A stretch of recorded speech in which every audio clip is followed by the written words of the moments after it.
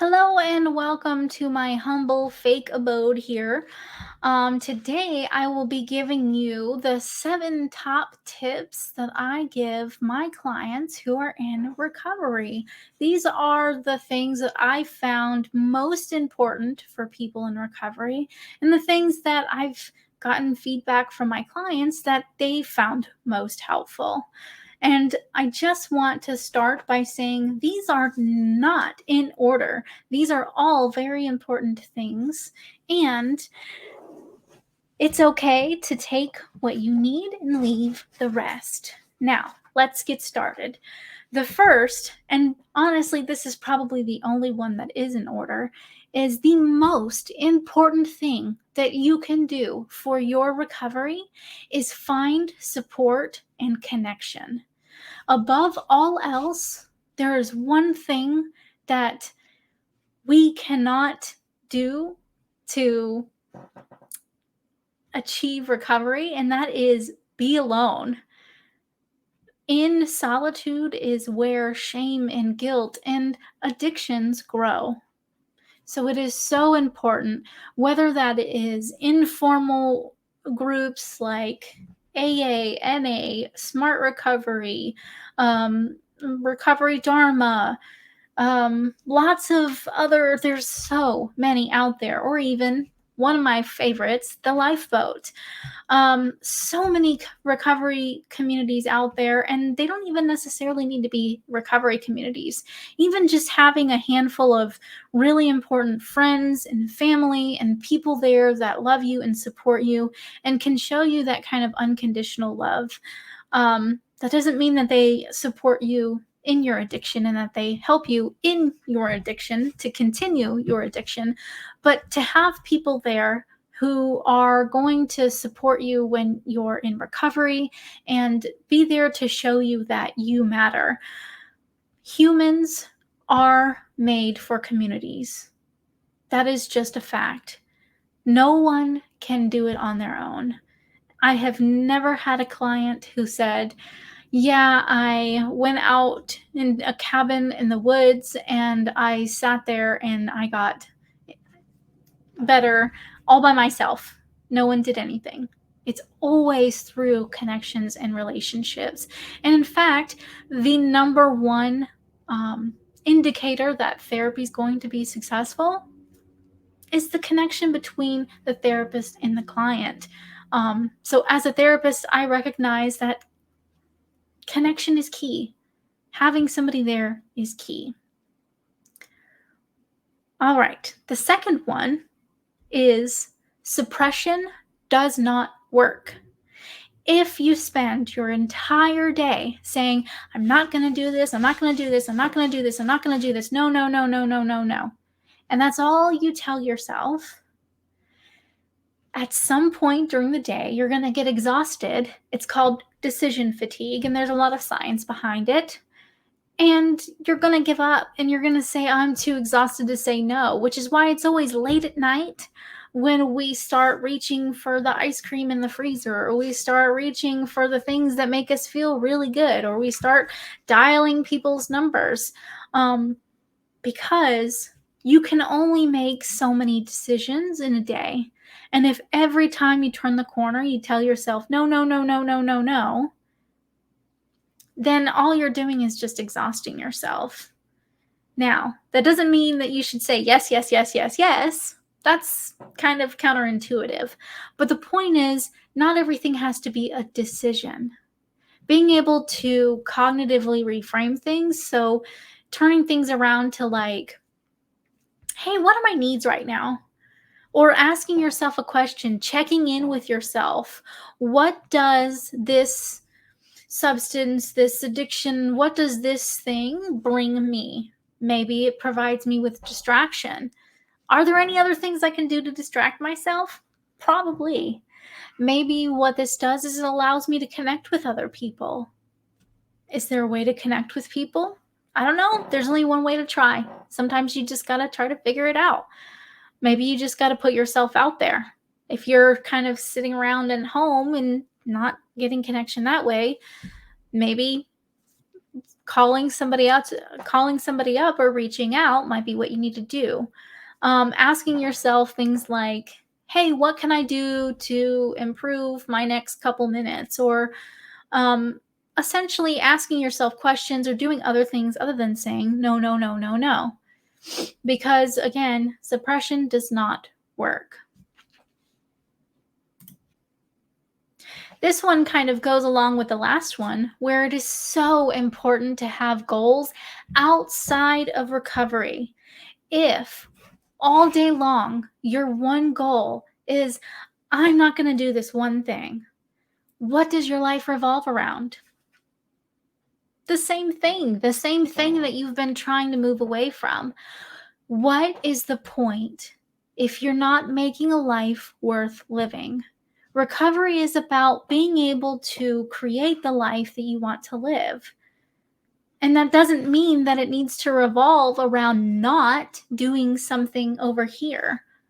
So, a very important thing I tell my clients is have goals outside of recovery. What do you want your life to look like? Are you going to go to school? Are you going to um, go follow a career or become an entrepreneur? Or maybe you just want to sit at home and color for a day. Like, you know, do you want to do what you find enjoyable? Another important key thing that I tell my clients is that you might feel worse before you feel better.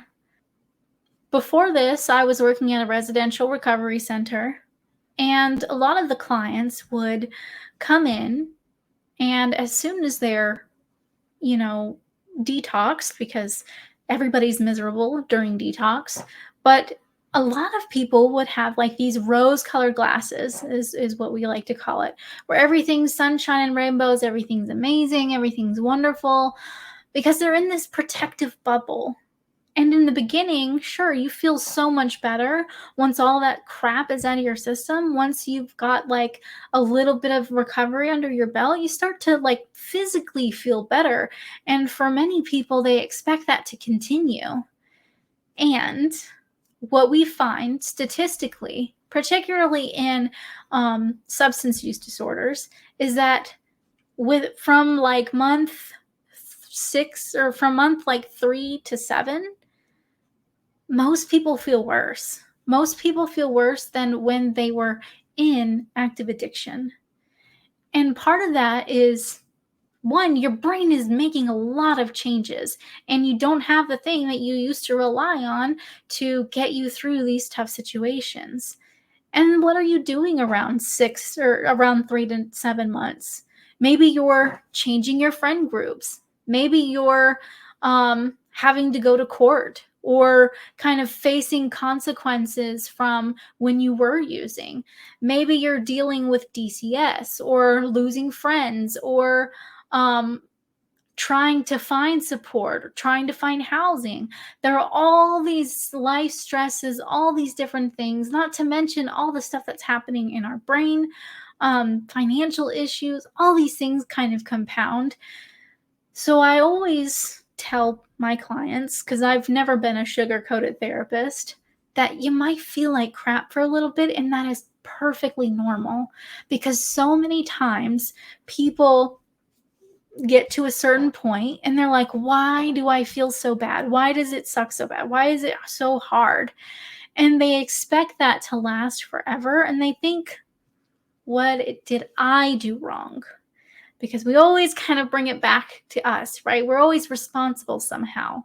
What am I doing wrong? How come all these other people are getting it right? They're feeling good. Everything's going great for them. But for me, it's not quite there yet. So just remember that is normal, but keep pushing through and you'll see that you feel a lot better.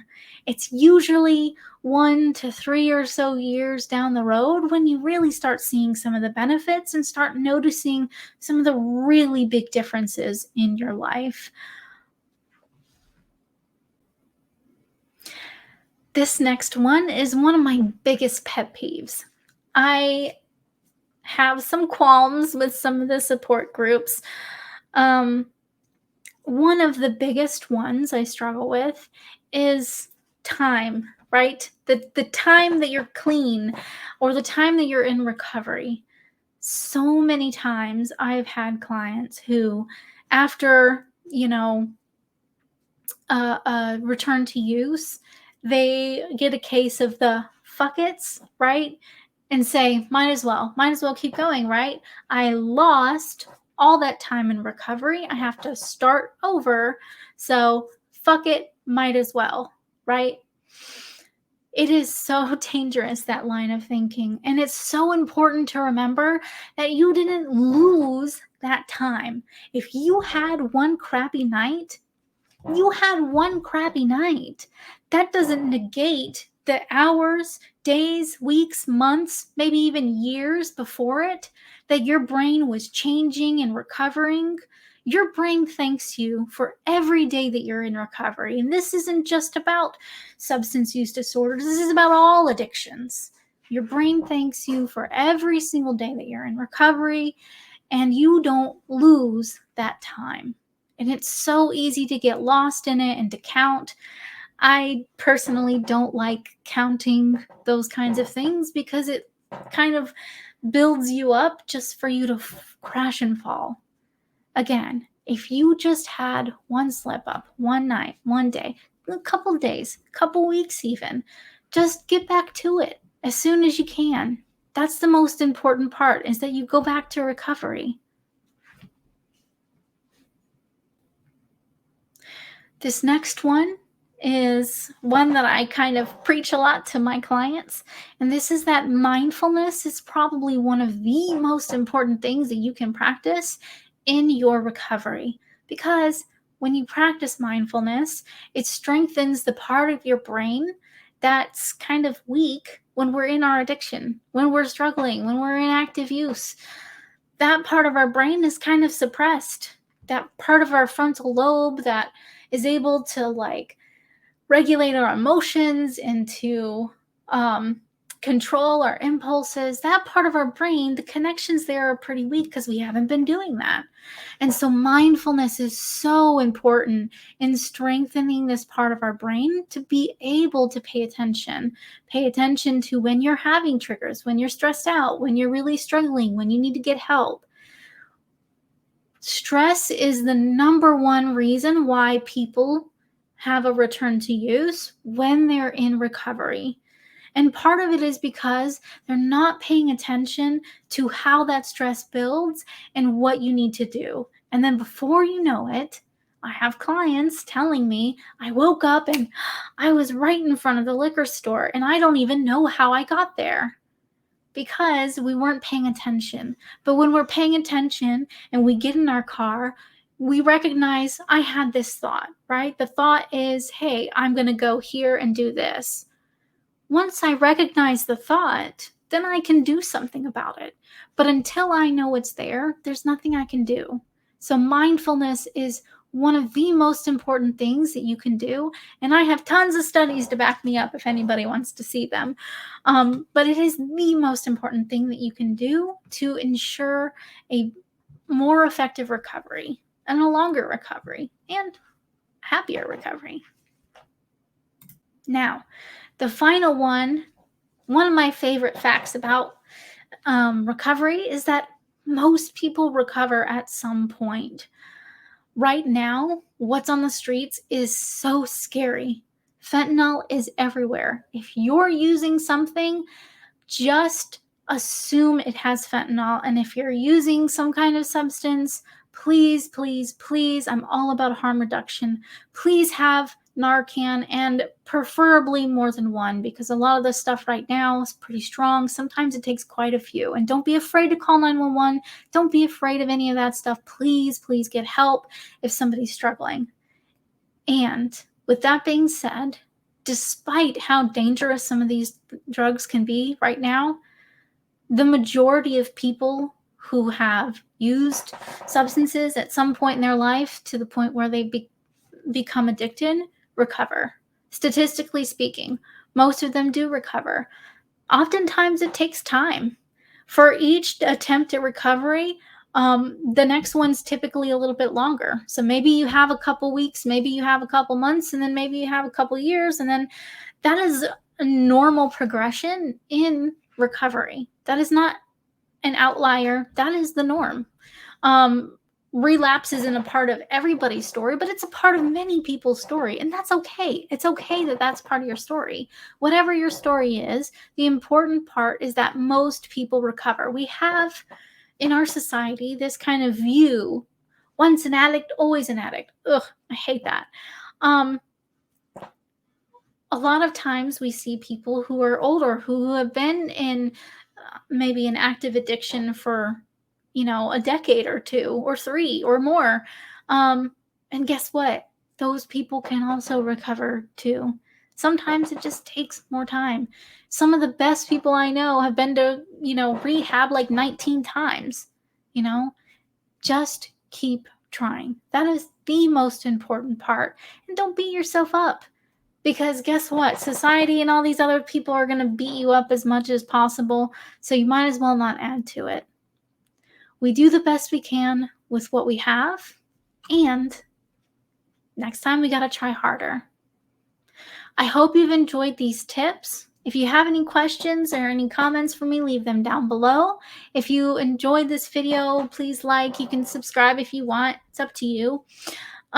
If you have any suggestions on any other topics you'd like to see here, feel free to let me know.